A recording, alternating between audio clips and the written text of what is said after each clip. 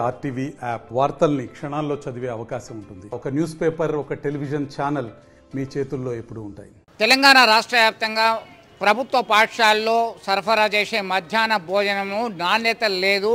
విద్యార్థులు ఇబ్బంది పడుతున్నారు. బూరుగుపల్లిలో సైతం పలువురు అస్వస్థతకు గురయ్యారు. ఆదిలాబాద్ జిల్లాలో విద్యార్థిని చికిత్స పొందుతూ మృతి చెందినటువంటి ఘటన. మహబూబ్నగర్లో అలా ఒక్కొక్క దగ్గర కాదు, ఇక్కడ అక్కడ అనే తేడా లేకుండా అనేక ప్రాంతాల్లో ఇదే పరిస్థితి ఉంది. ప్రస్తుతం మనం కరీంనగర్ జిల్లా కేంద్రంలోని గవర్నమెంట్ హై స్కూల్లో ఉన్నాం. ఓల్డ్ హై స్కూల్ చాలా పురాతనమైనటువంటి పాఠశాల. ఇక్కడ వంట తయారు చేస్తున్నారు. మనం చూస్తున్నాం ఇక్కడ నాణ్యమైనటువంటి బియ్యం ఉన్నాయా, అసలు ఏంటి ప్రాబ్లము, ఎందుకు ఇది ఇట్లాంటి అస్వస్థతకు లోనవుతున్నారు. అధికారులు ఒకవైపు విద్యాశాఖ అధికారులు ప్రెషర్ చేస్తున్నారు, ప్రతిపక్ష నేతలు సైతం దీని మీద కాన్సన్ట్రేట్ చేస్తున్నారు. ఏంటి అసలు ఇట్లాంటి రైసు మంచిగానే ఉన్నాయా, నాణ్యమైనటువంటి రైస్ ఉన్నాయా, వెజిటేబుల్స్, ఎగ్స్, వీళ్ళకేంది వంట చేసేటువంటి కార్మికులకి వర్కౌట్ అవుతుందా, అనేక అంశాల్లో చాలా ఇబ్బందికరమైన పరిస్థితులు ఉంది. దీనికి సంబంధించి మనకి ప్రధాన ఉపాధ్యాయులు ఉన్నారు. ఏంటి సార్ అసలు చాలా ప్రాంతాల్లో ఒక ఇబ్బందికరమైన వాతావరణం ఉంది, పరిస్థితి బాగలేదు, నాణ్యమైనటువంటి విద్య లేదు, నాణ్యమైనటువంటి భోజనం లేదు చాలా ప్రాంతాల్లో. ఎందుకంటే ఒకవైపు టీచర్స్కి స్టూడెంట్స్కి రేషియో ప్రకారం లేరు, అది పక్కన పెడితే మధ్యాహ్నం మిడ్ డే మీల్స్ పథకం అనేది ఇంప్లిమెంట్ చేస్తున్నారు. నాణ్యమైనటువంటి భోజనం లేక ఇబ్బంది పడుతున్నారు. అంటే కొత్త బియ్యమా, క్వాలిటీ లేకనా, ఏంటి అసలు? సార్ విద్యా క్వాలిటీ మంచిగా ఉంది సార్, విద్యా quality no doubt at all. అయితే మా టీచర్లు కూడా మొత్తం ఉన్నారు సార్. అయితే అన్నం కూడా మంచిగానే పెడతాం సార్, అన్నం కూడా ఎప్పుడు మాకు ప్రాబ్లం రాలేదు. అయితే 5 days బిఫోర్ ఒక కొత్త బియ్యం వచ్చాయి సార్. కొంచెం ఆ కొత్త బియ్యంతో కొంచెం ప్రాబ్లం వచ్చింది. ఇప్పుడు అసలు ప్రాబ్లం ఎప్పుడు మాకు రాలేదు. ఇప్పుడు కొత్త బియ్యంతోనే ప్రాబ్లం వచ్చినాయి. అవి ఎక్కువ వండితే కొంచెం పిండి లెక్క అవుతున్నాయి, మరి బట్టనే వస్తే కొంచెం బియ్యం లెక్క అవుతున్నాయి. అదే ప్రాబ్లం ఉంది, వేరే ఏం ప్రాబ్లం అది లేదు. అంటే విద్యాశాఖ అధికారికి దృష్టికి తీసుకెళ్ళారా మీరు? అవును సార్, మన మండల్ ఎడ్యుకేషన్ ఆఫీసర్ మేడం కూడా వచ్చారు ఇక్కడికి. నిన్న డిస్ట్రిక్ట్ ఎడ్యుకేషన్ ఆఫీసర్ కూడా వచ్చారు సార్. మేము ప్రాబ్లం సాల్వ్ చేస్తున్నాము. అయితే కొందరికి సజెషన్ తీసుకుంటే కూడా ఈ కొత్త బియ్యంలో నూనె కూడా పోసి వండితే మంచిగా ఏదైనా చెప్తారు.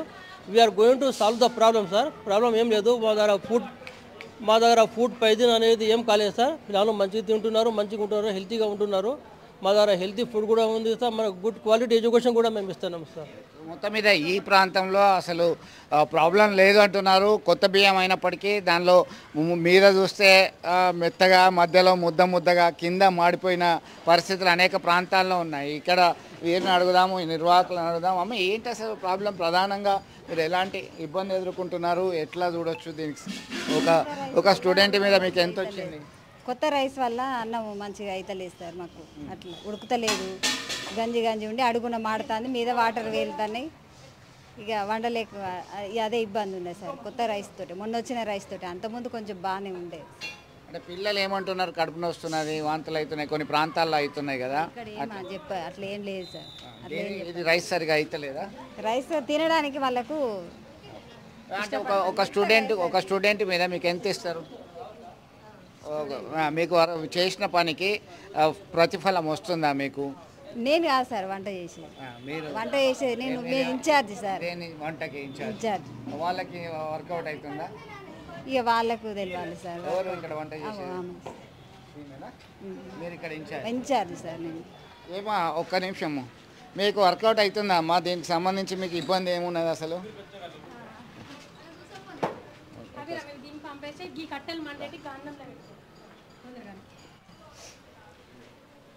ఇవి రైస్ సార్. అయితే శుక్రవారం రోజట్లాగానే శుక్రవారం రోజు వంట చేశాను నేను.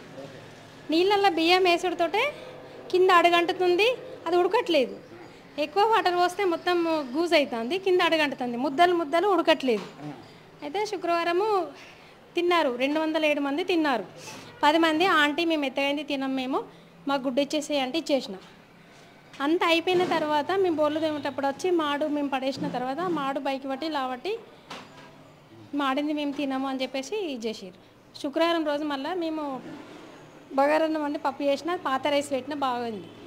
మళ్ళీ సేమ్ మండే రోజు కూడా అట్లనే చేస్తే అట్లనే ముద్దలు అవుతుంది, కింద అడగంటుతుంది. ఆయిల్ వేసినా కానీ కూడా, ఉప్పు వేసినా ఏది వేసినా మంచిగా అవ్వట్లేదు. కానీ అందరు తిన్నారు, ఎవరికేం కాలేదు. ఒక విద్యార్థి మీద మీకు ఎంత ఇస్తున్నారమ్మా? మీకు వర్కౌట్ అవుతుందా అసలు? మాకు వర్కౌట్ అవుతలేదు.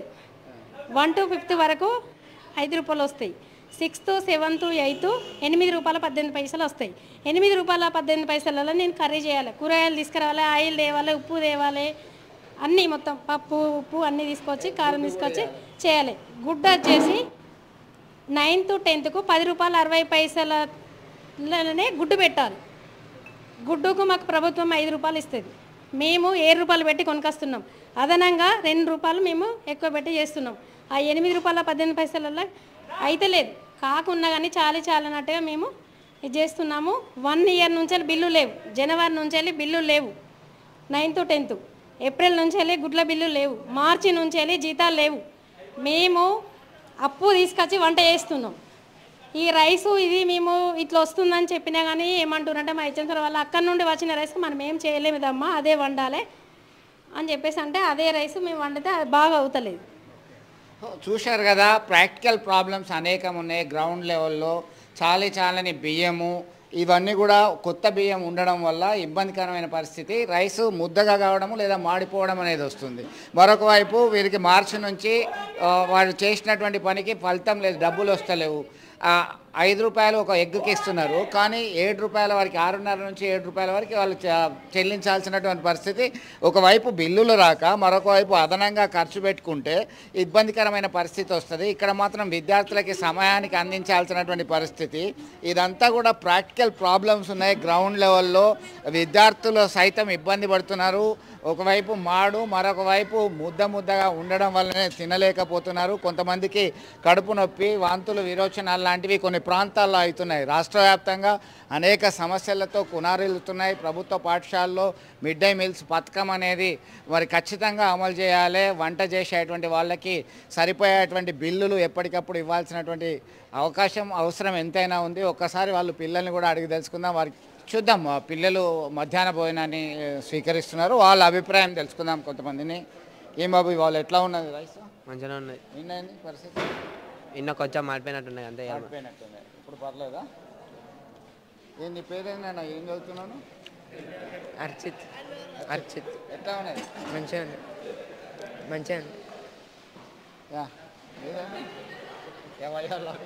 ఎట్లా ఉన్నది?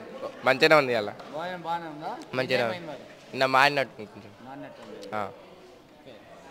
సరే పర్వాలేదు, కొన్ని పాఠశాలలో కొంత జాగ్రత్తలు తీసుకున్నారు. అయితే ప్రభుత్వ పాఠశాలలో చదివేటువంటి విద్యార్థులు మధ్యాహ్న భోజనాన్ని తీసుకునేటువంటి సమయంలో ఖచ్చితంగా ప్రమాణాలు పాటించాలి. ఇప్పటికే పలు ప్రాంతాల్లో ఉపాధ్యాయులకి మెమోలు జారీ చేస్తున్నారు. 2 ఉపాధ్యాయులను సస్పెండ్ చేశారు.